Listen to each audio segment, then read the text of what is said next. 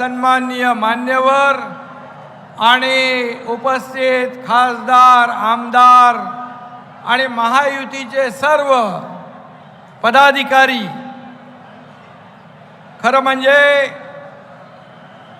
आज प्रभू रामाच्या पदस्पर्शाने पावन झालेली ही भूमी आणि या भूमीवर प्रभू रामचंद्रांचा आशीर्वाद मिळालेले आपले जगामध्ये सगळ्यात नंबर 1 ची लोकप्रियता असलेले आणि यशस्वी प्रधानमंत्री नरेंद्र मोदीजी यांची सभा, पहिली सभा इथं होतीये. सुधीर भाऊ, आपण भाग्यवान आहात. आणि महाराष्ट्रामध्ये पहिला प्रचाराचा नारळ चंद्रपूरमध्ये फुटतोय. हा केवळ योगायोग नाही, तर ही विजयाची आपली नांदी आहे. आणि म्हणून मी सुधीर भाऊंना शुभेच्छा देतो. खरं म्हणजे या सभेला लोटलेला जो जनसमुदाय जो आहे, जनसागर आहे, आताही माणसं नजर पोचत नाहीत तिथपर्यंत बसलेत आणि जवळपास 5-6 किलोमीटरच्या रांगा लागलेल्या आहेत. खरं म्हणजे हा खऱ्या अर्थाने आज हा जनसागर उद्याचा गुढीपाडवा आपण या ठिकाणी साजरा करतोय की काय, अशा प्रकारचा जल्लोष या ठिकाणी आपण पाहतोय.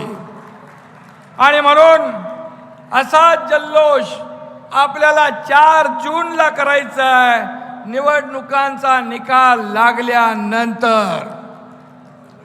खरं म्हणजे त्या दिवशी सुधीर भाऊ, आपण तर विक्रमी मताने विजयी व्हाल आणि आपण NDA आणि आपला पक्ष आणि मोदीजी दिग्विजयाची गुढी देखील उभारतील आणि मोदीजी पंतप्रधान म्हणून हॅट्रिक देखील लावतील.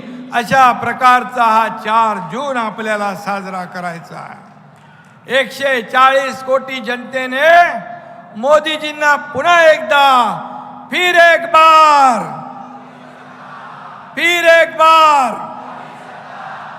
140 कोटी देशवासियांनी ही गॅरंटी घेतलेली आहे.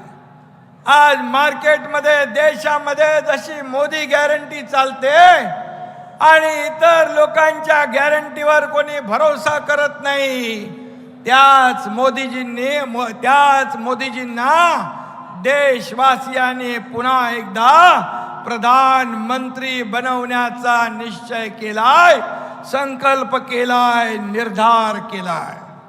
आणि म्हणून आज आपण पाहिलं, मगाशी सुधीर भाऊ म्हणाले, UPAच्या काळामध्ये आपला देश काय परिस्थितीमध्ये होता. दहशतवादी हल्ले, भ्रष्टाचार, घोटाळे, बॉम्बस्फोट, दंगली, अशा गोष्टींनी त्रासलेला आपला देश देखील लोकांनी पाहिला आहे. परंतु गेल्या 10 वर्षामध्ये मोदीजींच्या कारकिर्दीमध्ये एक विकासाचा जोश, उत्साह, जल्लोष या ठिकाणी पाहायला मिळतोय. नवा जोश, नवं चैतन्य निर्माण करण्याचं काम आपल्या आदरणीय प्रधानमंत्री मोदीजींनी केलेलं आहे.